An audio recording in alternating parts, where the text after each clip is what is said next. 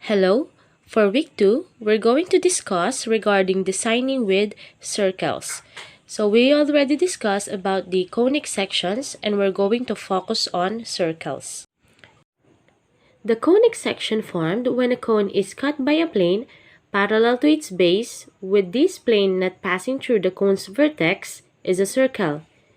We can define a circle as the set of all points having the same distance, which is the radius, from a given point, the center. So sabi kanina, if we're given a double right circular cone, yung plane down natin ay parallel or nakapahiga na katapat ng ating base. So kapag nakapahiga ang ating plane, ang tawag doon ay circle. And then sabi niya kanina, a circle is the set of all points having the same distance to the radius. So for example, we're given a circle and meron tayong center na tinatawag nating vertex. Yung vertex na to, pwede siyang i-meet sa kahit aling point sa circle natin at yung mabubuong line na yan, ang tawag dyan ay radius. So yung radius na to ay pare-pareho kahit saan mo itapat yung ating line. So that will be the vertex and radius of the circle. Activity card instruction help Eileen to identify who among Mila, Mitch, and Michael is hiding her art materials. To find out, answer the following problems and check who among them has all the answers right. So in this one, you need to answer 1, 2, 3, 4, and 5. You need to show your solution and then pipili kayo who among Mila, Mitch, and Michael has all the answers correct. So, pipili kayo kung sino sa kanila yung tama lahat yung sagot. So, paano nga ba answeran yung activity card? Ito yung mga examples natin. How to identify the center and the radius of a given equation. So, yung equation of a circle, we have x squared plus y squared is equal to r squared if the center is 0 and 0. Pwede rin naman siyang x minus h squared plus quantity y minus k squared is equal to r squared if yung center natin ay h, k. Yung h, ang tinutukoy nito ay yung kasama ni x. Again, yung h, yun yung kasama ni x. Yung k naman, yun yung kasama ni y. Again, h for x, k for y. For number 1, we need to find the radius and the center of quantity x minus 5 squared plus quantity y minus 8 squared is equal to 81. First thing to do, we need to find h o yung x. So, yung h natin, yun yung kasama ni x. Ano ba yung kasama ni x? Yung kasama ni x ay negative 5. Kaso, hindi natin kukunin lahat. Kukunin lang natin yung kabaligtaran ni negative 5 which is positive 5. Again, pinapalitan po natin yung kanilang sign. From negative, magiging positive. Next, hanapin naman natin yung k. Yung k, yun yung kasama ni y. Yung kasama ni y is negative 8. Kaso, pinapalitan natin yung sign. From negative, magiging positive 8. So, yung h natin, kasama ni x, papalitan ng sign. Yung k, kasama ni y, papalitan ng sign. Yun na yung ating magiging center, which is 5 and 8. That would be the center. Next, how can we find the radius? Tingnan yung number sa dulo, which is 81. Yung gagawin lang natin, hanapin ng square root ni 81. Ano ba yung square root ni 89? The answer is 9. That will be our radius. Again, yung pinakadulong number, kukunin yung square root niya. Ang square root niya ay 9, so that will be the radius. So this given equation has the center of 5 and 8 and the radius of 9. This will be our final answers. For number 2, we have y minus 7 squared plus quantity x minus 1 squared is equal to 37. Hanapin muna natin yung age. Sabi ko nga kanina, yung age, yun yung kasama ni x. Yung kasama ni x ay negative 1. Kaso babalik rin natin yung sign, from negative magiging positive. Next, hanapin naman natin yung k. Yung k, yun yung kasama ni y. So, yung kasama ni y ay negative 7. Kaso, papalitan natin ng sign, from negative magiging positive. So, pagsasamahin lang yung dalawa, 1 and 7, that would be the center. Next, we need to find the radius. Kunin yung dulong number, which is 37. Then, kunin yung kanyang square root. Meron bang square root on 37? Okay, ang 37 ay walang square root. So, meaning, eto na yung sagot natin. Ito na yung ating radius. Kasi wala naman siyang square root. For number 3, we have x plus 2 squared plus quantity y minus 3 squared is equal to 25. So, first thing to do, we need to find age. Yung age, yun yung kasama ni x. Ano ba yung kasama ni x? Ang kasama niya ay positive 2. Kaso sabi ko nga, pinapalitan natin yung symbol from positive, magiging negative 2. So, pinalitan natin yung kanyang sign from positive, naging negative. And then, we need to solve for k. Yung k, yun yung kasama ni y. Yung kasama ni y ay negative 3. Papalitan natin yung sign from negative magiging positive. So, therefore, the center, pagsamahin lang yung dalawa, negative 2 and 3. That would be our center. And then, we need to find the radius.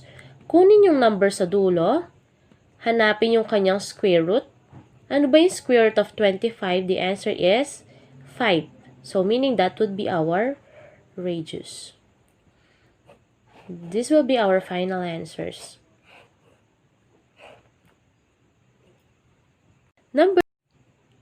Another example, we have quantity y plus 5 squared plus quantity x plus 6 squared is equal to 100. Una, hanapin muna natin yung age. Yung age, yun yung kasama ni x, which is plus 6. Kaso, pinapalitan natin yung sign, from positive magiging negative 6. Next, hanapin natin yung k. Yung k, yun yung kasama ni y. Yung kasama ni y ay positive 5. From positive magiging negative 5. Pagsamahin yung dalawa, negative 6, negative 5, that will be our center. Next, we need to get the radius. Kunin yung pinakadulong number, which is 100. Then find its square root. What is the square root of 100? The answer is 10. That would be our radius. So, this will be our answers for number 4. Another example is number 5, which is x squared plus y squared, negative 6x plus 7. Kaso kung mapapansin ninyo, kakaiba to doon sa mga example kanina since hindi nakagroup yung ating mga variables. So, kailangan muna natin silang i-group, pagsamahin lahat ng x at pagsamahin lahat ng y. So, in this case, pagsasamahin natin lahat ng x, yung merong x dito ay yung x squared at yung negative 6x. So, kokopyahin lang natin, then leave a little space. Then, yung natira dito ay positive y squared. Wala na tayong isasali sa kanya kasi siya lang naman yung merong y. Then, copy equals 7. Next thing to do, we need to find the missing term. Kailangan natin siyang gawin into perfect square trinomial. So, yung gagawin natin, get the middle number, o yung nasa gitna, which is negative 6. Then, we need to divide it by 2. Anumang number na nandito, i-divide siya ng 2. Kapag dinivide natin, the answer is negative 3. Ngayon, yung nakuhang answer, imumultiply sa sarili niya. Negative 3 multiply to negative 3, the answer is positive 9. Again, ulitin natin yung process. Yung number na nandito, i-divide siya ng 2, the answer is negative 3. Yung nakuhang answer, imumultiply sa sarili niya. Negative 3 multiply to negative 3, the answer is 9. Ngayon, ano yung gagawin kay 9? Yung 9, i-add natin siya dun sa nakaparenthesis at i-add din siya dun sa pinakadulo ng ating equation. So, this will be x squared minus 6x, then plus 9, close parenthesis. Copy plus y squared is equal to 7, then plus 9. Yung 9, inad ko doon sa nakaparenthesis at sa pinakadulo ng ating equation. Next thing to do, we need to find the factor of x squared minus 6x plus 9. Ano yung gagawin natin? Ano yung square root ni x squared? Ang sagot dyan ay x. And then copy the symbol or sign, which is negative. Next na gagawin, ano ba yung square root ni 9? Pag ini-square root ko si 9, ang sagot ay 3. Then, close parenthesis, lagyan lang ng square. Ulitin ko, ano ang square root ni x squared? X. Kopyahin yung sign, negative. Ano ang square root ni 9? 3. Lagyan lang ng squared. Next na gagawin, plus y squared is equal to 7 plus 9, that would be 16. Kung mapapansin ninyo, eto, kamukha na siya yung mga equation na ginamit natin kanina kasi nakaparenthesis na sila. So, pwede na nating hanapin yung center at yung radius. How can we find the center? Hanapin yung age. Yung age, yun yung kasama ni x. Ano ba yung kasama ni x? Negative 3. Yung negative 3, papalitan ng sign. From negative, magiging positive. Next, ano yung k? Yung k, yun yung kasama ni y. Meron bang kasama yung y? Ay, wala. Kapag walang kasama yung y, ang sagot ay 0. So, therefore, the center is 3 and 0. Then, we need to find the radius. Paano kunin yung radius? Kunin yung number sa pinakadulo, 16. Hanapin yung square root ng 16. Ang sagot ay 4. So, 4 will be our radius. These will be our answers for number 5. The center is 3 and 0, and the radius is 4. Another example on how to determine the center and the radius of the circle. So, if you are given example number 6, x squared plus y squared negative 14x plus 2y is equal to negative 14. Kung mapapansin niyo, katulad ito ng example number 5, hindi sila naka-factor or naka-group into x and y. So, we need to combine those with x and those with y. So, pagsasamahin natin lahat ng merong x at lahat ng merong y. So, in this example, we have x squared. Ano pa yung merong x? We have negative 14x. Then, leave a space. Close parenthesis. Plus, open parenthesis, we have y squared. And then, lahat ng y, meron pang plus 2y. Then, leave a space is equal to negative 14. Kinopya ko lang yung x squared, tsaka yung negative 14x. Then, yung y squared nilagay ko sa kabila, plus 2y. Next thing to do, we need to find the missing terms. Same process kanina. Yung number na nandito, negative 14, i-divide natin sa 2. The answer will be negative 7. Yung negative 7, imumultiply sa sarili niya, magiging 49. Again, negative 14 divided by 2 is negative 7. Multiply to itself, the answer is 49. Same with this one. Yung 2, i-divide sa 2, the answer is 1. Yung 1, i-multiply sa sarili niya, the answer is 1. Kinuha ko yung number na 2, dinivide ko ng 2, ang sagot ay 1, then minultiply ko sa 1, kasi i-multiply dapat sa sarili niya, the answer is 1. Ano yung gagawin natin sa dalawa? Ito, ilalagay ko doon. Yung 1, ilalagay ko naman dito. At yung dalawang to, i-add ko sa dulo. Okay. Ganito siya. X squared negative 14x plus 49 close parenthesis, copy plus, then y squared plus 2y, then plus 1 close parenthesis is equal to negative 14 plus 49 plus 1. Sinulat ko yung 49, sinulat ko yung plus 1, then sinulat ko sila pareho dun sa dulo. Next thing to do, we need to factor this one. Yung gagawin natin, hanapin yung square root ni x squared, the answer is x. Copy the sign, negative. Square root of 49, the answer is 7. Then, lagyan lang ng squared. Copy plus, open parenthesis. What is the square root of y squared? The answer is y. Copy the symbol or the sign plus. Then, hanapin yung square root ni 1, yung nasa dulo, which is 1. Lagyan lang ng square. Again, square root ni x squared is x. Kinopya ko yung negative. Yung dulo naman is 49. Square root niya ay 7. Lagyan na squared. Y squared, naging y. Kinopya ko yung sign. Yung 1, ang square root ng 1 ay 1 pa din. Then, lalagyan siya ng squared. Is equal to negative 14 plus 49 plus 1. The answer is 36. Kung mapapansin nyo, pwede na siyang hanapin yung ating radius at yung center.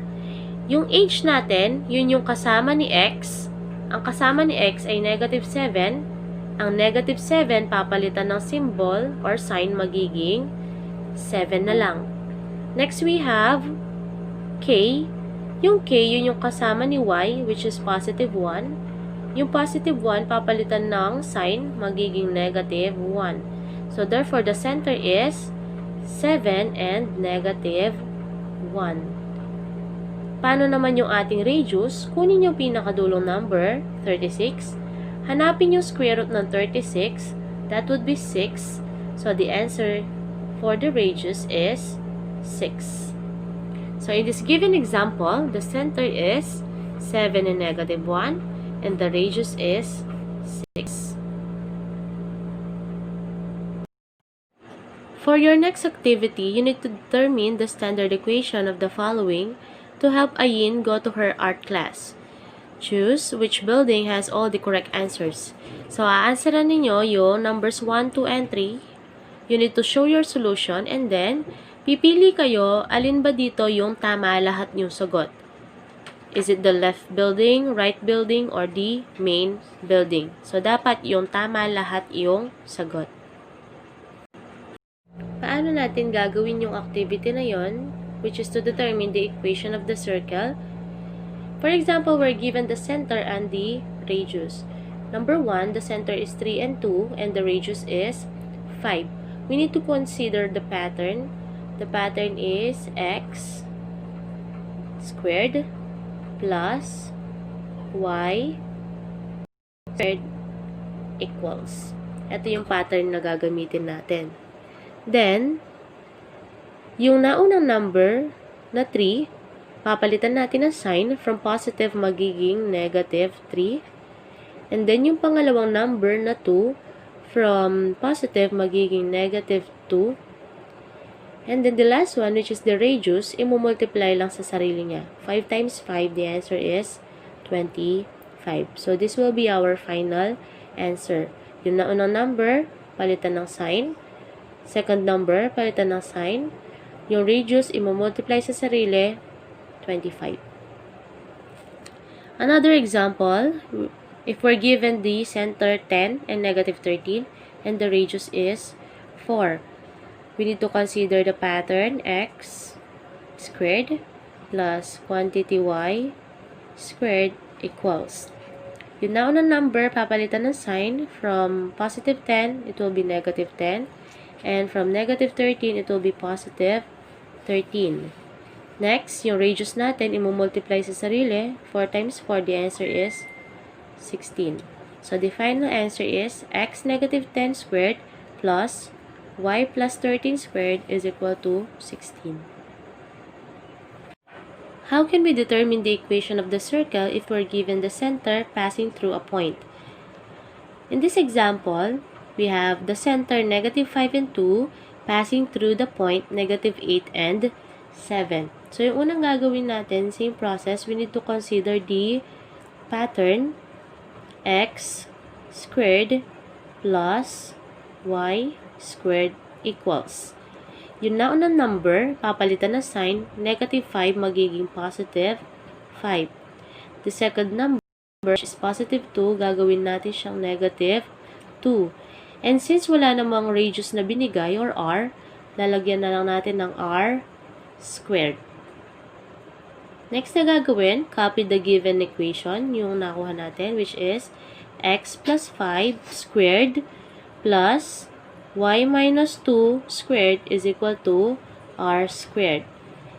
Yung naunang number, which is negative 8, papalitan natin yung x. Negative 8 plus 5 squared plus yung pangalawang number na 7, papalitan natin yung y.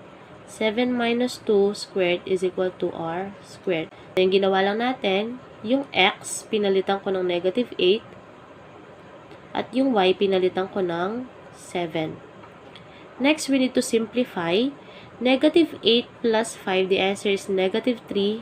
And then copy squared. Plus 7 minus 2, that is 5. Copy squared is equal to r squared. Then we need to find their square.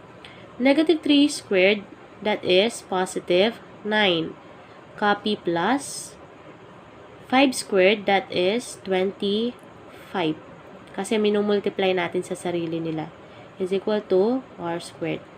9 plus 25, that is 34. Is equal to r squared. Next na gagawin natin, yung nakuha natin no r squared, isa-substitute natin dun sa equation.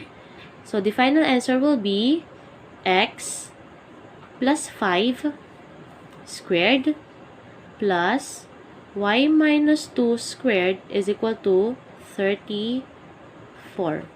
Ito na yung ating final answer. Kinopya ko lang ito, and then yung r squared, pinalitan ko siya ng 34. Another example, if we're given the center 3 and negative 4 passing through the points 6 and 2. So, we need to consider the given, which is x squared plus quantity y squared equals. The first one is our x or age.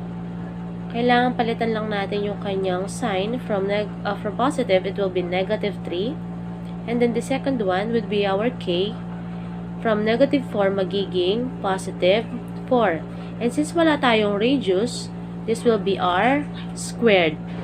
Next thing to do, copy the given equation. X negative 3 squared plus y plus 4 squared is equal to r squared. Yung x, papalitan ko ng 6. Yung y, papalitan ko ng 2. So, this will be 6 minus 3 squared plus 2 plus 4 squared is equal to r squared. Yung x, pinalitan ko lang ng 6. Yung y, pinalitan ko lang siya ng 2. Then, we need to simplify.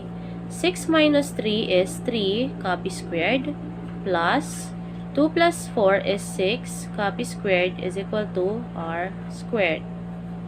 3 multiplied to 3, that is 9, plus 6 multiplied to 6 is 36, is equal to r squared.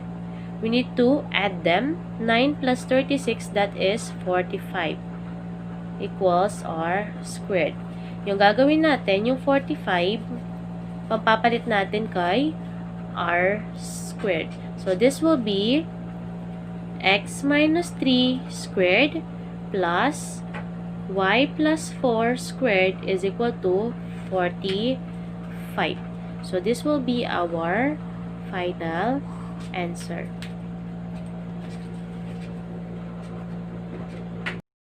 Another one, how can we determine the equation if we're given the diameter with endpoints? So, meron tayong given na dalawang points. Paano natin hahanapin yung equation of the circle? So, yung gagawin natin, hanapin muna natin yung midpoint niya or yung pinakagitna or the center.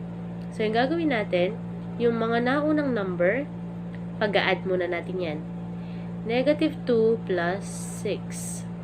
And then, yung pangalawang number, pag-a-add ulit. Negative 1 plus 3. Negative 1 plus 3. And then, yung dalawang yan, i-divide natin ng 2. Negative 2 plus 6, that is 4 over 2. Negative 1 plus 3, that is 2 over 2. I-divide natin. 4 divided by 2, that is 2. 2 divided by 2, that is 1. So, our center will be 2 and 1. Yan na yung ating center. Since meron na tayong center, pwede na natin gamitin yung ating given, which is x squared, o ito yung pattern natin, plus y squared equals, yung naunang number, yun yung kasama ng x natin, papalitan ng sign. So, from positive, magiging negative. Yung pangalawa, from positive 1, magiging negative 1. Since wala tayong radius, this will be r squared. Next, pili kayo kahit alin sa dalawa. So, halimbawa, gusto kong gamitin ay yung 6 and 3. Yung x, papalitan ko ng 6. Yung y, papalitan ko ng 3. Copy the original equation, x minus 2 squared plus y minus 1 squared is equal to r squared. Yung x, palitan natin ng 6. 6 minus 2 squared plus yung y, palitan ko ng 3.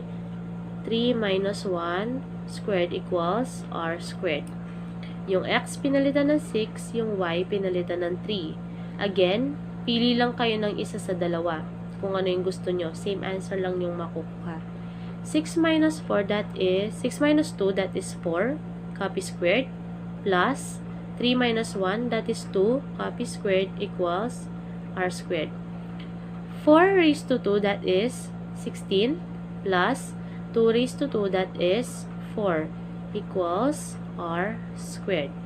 Then we need to add them. 16 plus 4, that is 20, equals r squared. Ngayon, yung r squared, papalitan natin ng 20 from the original equation. So, this will be x minus 2 squared plus y minus 1 squared is equal to 20. This will be our solution for the given example. Una, kunin muna yung midpoint o yung center. Pag nakuha na yung center, copy the equation. Palitan ng sign, and then proceed by solving r squared. Then yung r squared, isa-substitute lang natin. Now, answer your assessment card. Hindi na kailangan nyo gawin yung sketch the graph. So, you just need to solve for the radius and the center of the circle. And in this one naman, hanapin yung equation ng circle.